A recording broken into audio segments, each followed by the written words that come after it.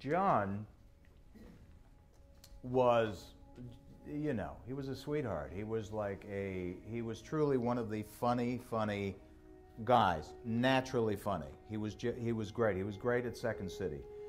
Les hommages affluent pour l'un des artistes les plus célèbres du Canada. John Candy est décédé à l'âge de 43 ans. 30 ans après sa disparition soudaine, Eugene Levy a enfin rompu le silence. Cet ami et collaborateur de longue date partage pour la première fois des anecdotes inédites sur les feux de la rampe, la solitude et les moments inoubliables qui ont forgé leur lien. On a fait beaucoup de choses ensemble, comme la scène de Second City. Et puis on a fait SCTV. Non. Il nous a laissés avec une amende et une haleine nauséabonde. On s'est démené pour 4,6 $ de l'heure. Et il nous traite comme des criminels. Ce qui se cache derrière le sourire radieux de cette légende de l'humour, Eugene Levy, nous transporte dans le passé pour révéler un John Candy que le public ne connaissait pas vraiment. John était une sorte d'humoriste canadien emblématique, un grand acteur, vous savez, un homme adorable. Bien que John Candy ait quitté le monde il y a 3 décennies, son amitié avec Eugene Levy reste forte. Les deux jeunes hommes se sont rencontrés sur la scène du Second City de Toronto, sans jamais imaginer qu'ils deviendraient comme des frères, créant des moments inoubliables à l'écran comme en dehors. Leur histoire a commencé dans les années 1970, lorsque Candy, avec son sourire contagieux et sa générosité, était toujours l'âme de la fête. Levy, connu pour son esprit subtil et son humour doux, est devenu le complément idéal. Dans une interview accordée à Global News en 2024, Levy se souvient, on a juste ri. Travailler avec John, c'était comme vivre une comédie sans fin. A Second City. Ils ont perfectionné leur art et testé ensemble des idées audacieuses. Lors du lancement de SCTV en 1976, Candy et Levy sont devenus les piliers de l'émission, livrant des sketchs qui faisaient mourir de rire le public. Oh, je ne crois pas que vous fassiez le pitre comme ça. C'est une opération sérieuse. Tu ne le sais pas. Collecteur. D'accord. Par Grouch Central. Quoi? Tu as sonné? Non. C'est ma faute. Désolé. En incarnant les frères Schmenger, amateurs de polka, et en imitant des célébrités, ils ont contribué à faire de SCTV un sérieux rival du Saturday Night Live. Pourtant, ce qui rendait leur amitié extraordinaire, ce n'était pas seulement leur alchimie à l'écran. Hors camera, Candy rassemblait toujours les gens. Dans une interview accordée à CTV News, Levy a partagé un souvenir précieux. John avait invité toute l'équipe à dîner. Il avait promis de la dinde rôtie, mais à 2h du matin, elle n'était toujours pas cuite. Nous étions affamés, mais nous ne pouvions nous empêcher de rire en voyant à quel point John était adorablement désespéré. Leur lien allait bien au-delà des projecteurs. Candy appelait souvent Levy juste pour discuter, partager une nouvelle blague ou simplement prendre de ses nouvelles. Catherine O'Hara, leur partenaire dans SCTV, a confié à People en 2024 que John se souciait sincèrement des gens. Il vous donnait l'impression d'être la personne la plus importante de la pièce. Cette chaleur humaine a perduré au fil des ans, même après que Candy ait déménagé à Los Angeles et soit devenu célèbre grâce à des films comme Splash et Uncle Buck. Malgré son emploi du temps chargé, Levy restait le seul ami vers lequel Candy se tournait toujours. À la mort de Candy en 1994, Levy et le reste de l'équipe de SCTV, Martin Short et O'Hara, furent dévastés, mais leur amitié perdura. La famille de Candy, sa femme, Rosemary, et ses enfants, Jennifer et Christopher, restèrent proches de Levy et de leurs vieux amis. Jennifer Candy a déclaré dans une interview accordée au Toronto Star en 2023 « Mon père adorait ces gens, surtout son oncle Eugene. Il me raconte encore des histoires à son sujet et j'ai l'impression qu'il est toujours là. » Dans la vidéo YouTube de 2024 intitulée « After Years of Silence », Eugene Levy parle de l'influence de John Candy sur sa vie. Levy a dit avec émotion « J'aime tellement John. Nous étions très proches. Le perdre, c'était comme perdre un morceau de mon cœur. » Les photos des familles Candy et Levy réunies lors d'un hommage à Toronto en 2019 montrent que leur amitié perdure, ses yeux s'illuminant chaque fois qu'il parle de Candy. Levy a déclaré dans une interview en 2024 « John n'est jamais vraiment parti. Il est toujours là, dans nos rires, dans les souvenirs que nous portons. » Après la fin de CTV, John Candy et Eugene Levy ont continué à faire rire le public dans des films où leur alchimie est devenue inoubliable. L'une de leurs collaborations les plus emblématiques a eu lieu dans Splash 1984, la comédie romantique avec Tom Hanks et Daryl Hannah. Candy y incarnait Freddie, le frère aîné fêtard du personnage de Hanks, qui s'illustrait par son esprit vif et son charme malicieux. Levy, dans le rôle du scientifique maladroit Walter Kornbluth, a proposé un humour totalement différent, pince sans rire, maladroit et absolument délicieux. La scène où Kornbluth se fait tremper en essayant de démasquer une sirène a fait rugir le public, même si, dans des seconds rôles, tous deux ont marqué les esprits. Le réalisateur Ron Howard a déclaré dans une interview accordée à Variety en 2014 que John et Eugene étaient des perles rares. Ils ont illuminé chaque scène. En 1986, ils ont retrouvé leur place dans Armés et Dangereux, une comédie d'action où ils tenaient tous deux les rôles principaux. Candy jouait Frank, un avocat licencié, tandis que Levy était Norman, un agent de sécurité maladroit. Les deux personnages se retrouvèrent pris dans une machination criminelle déchaînée et leurs styles contrastés créèrent une comédie irrésistible. Candy, avec sa présence imposante et son énergie explosive, plongea tête baissée dans le chaos, comme dans la scène où il tente de distraire les méchants par une danse spontanée, faisant rire toute l'équipe. Levy apporte un humour calme et exaspéré, secouant souvent la tête face au plan fou de Candy. Un moment mémorable est survenu lorsque Frank, le personnage de Candy, a serré Norman dans ses bras et lui a dit « Tout ira bien », écrit une phrase qui évoque Candy réconfortant Levy dans la vraie vie. Levy a confié au Hollywood Reporter en 2020. John pouvait illuminer une pièce. Un sourcil levé, et les rires éclataient déjà. Ils ont également travaillé ensemble dans Going Berserk 1983, une comédie moins connue qui mettait en valeur leur complicité. Candy y jouait le personnage principal, John Bourguignon, et avait personnellement demandé à Levy de remplacer Tom Hanks comme meilleur ami. Lors d'un événement à Toronto en 2019, se souvient Levy, John m'a appelé et m'a dit « Eugène, tu dois faire ce film, ça va être amusant. » J'ai tout de suite accepté. Travailler avec John a toujours été une aventure, même si le film n'a pas rencontré un franc succès. Leur pitrerie, qu'il s'agisse de se faire passer pour des chanteurs ou d'échapper à un mariage chaotique, ont néanmoins fait rire le public grâce à leur complicité naturelle. Leur collaboration a atteint son apogée lorsque Levy a réalisé Once Upon a Crime, 1992, où il a confié à Candy le rôle principal, un homme impliqué dans une mystérieuse affaire en Europe. Candy a livré une performance drôle et sincère, notamment dans une scène où il tente d'expliquer une situation complexe dans un anglais approximatif, provoquant les rires de l'équipe. Dans une vidéo YouTube de 2024, Levy a déclaré « J'ai choisi John parce que personne ne pouvait égaler son honnêteté. Il ne jouait pas la comédie. Il vivait pleinement son rôle. Le film n'était peut-être pas un chef-d'œuvre, mais il est resté dans les mémoires pour l'alchimie entre les acteurs. Levy jouant un rôle modeste mais charmant. La magie de Candy et Levy ne résidait pas seulement dans leur talent. Il s'agissait d'une compréhension profonde. Candy apportait de l'énergie et repoussait les limites de l'humour. Levy gardait les pieds sur terre grâce à sa subtilité.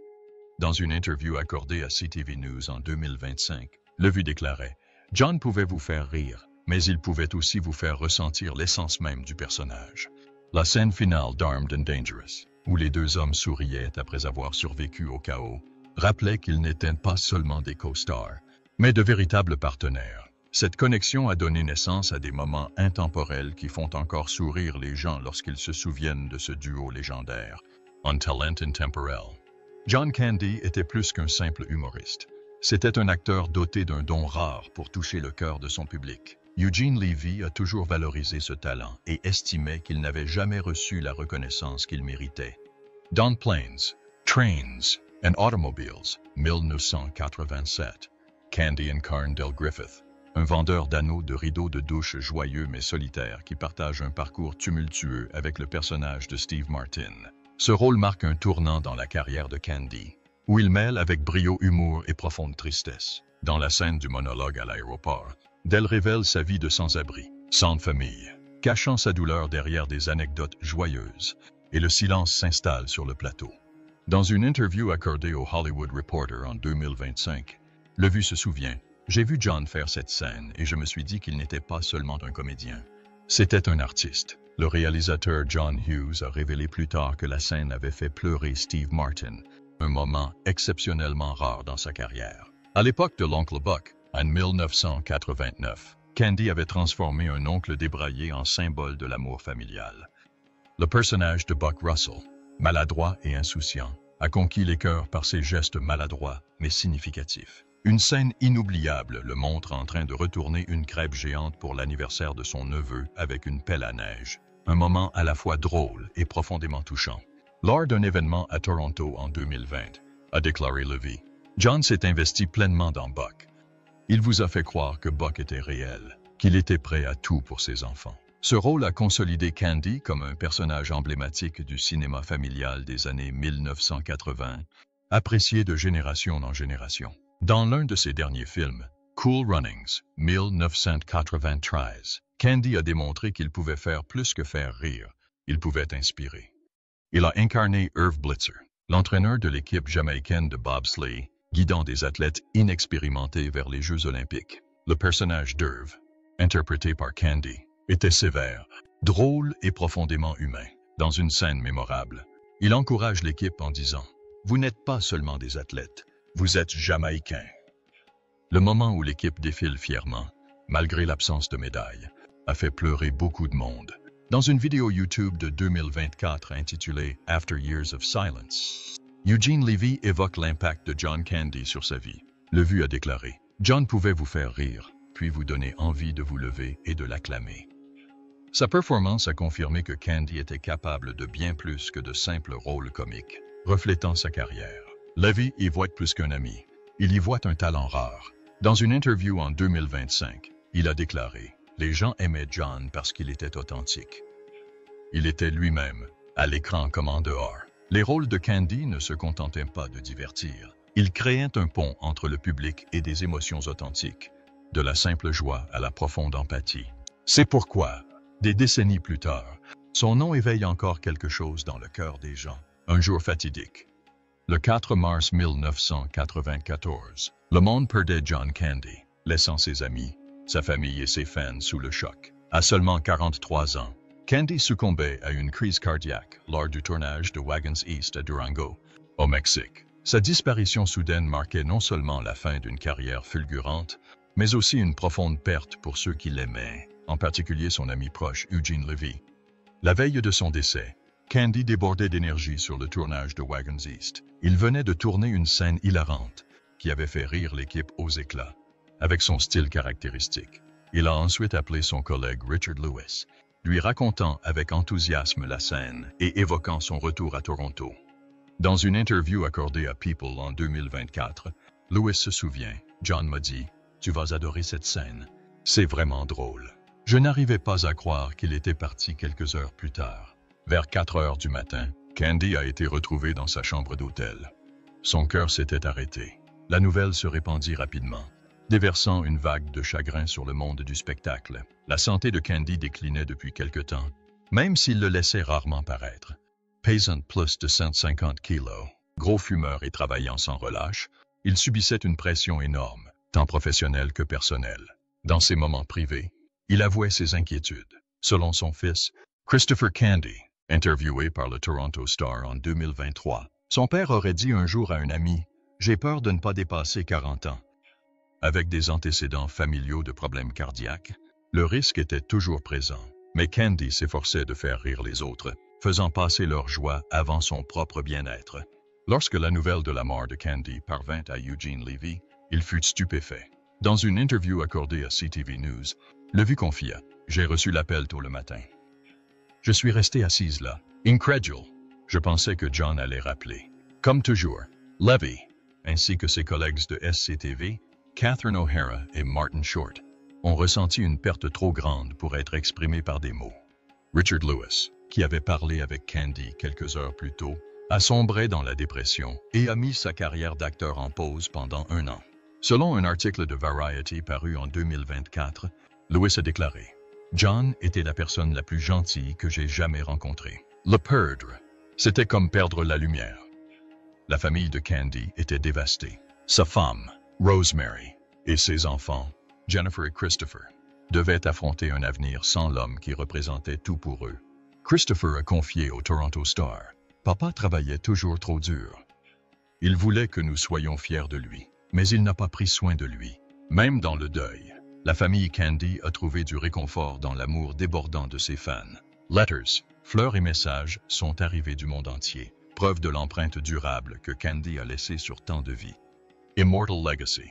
30 ans après la disparition de John Candy, son rire et sa chaleur humaine résonnent encore dans le cœur des fans du monde entier. Les films de Candy restent incontournables sur des plateformes comme Netflix, YouTube et la télévision par câble. Maman, j'ai raté l'avion, 1990, avec son rôle de gosse porteur de pizza dans la scène des retrouvailles familiales, continue de faire rire à chaque Noël.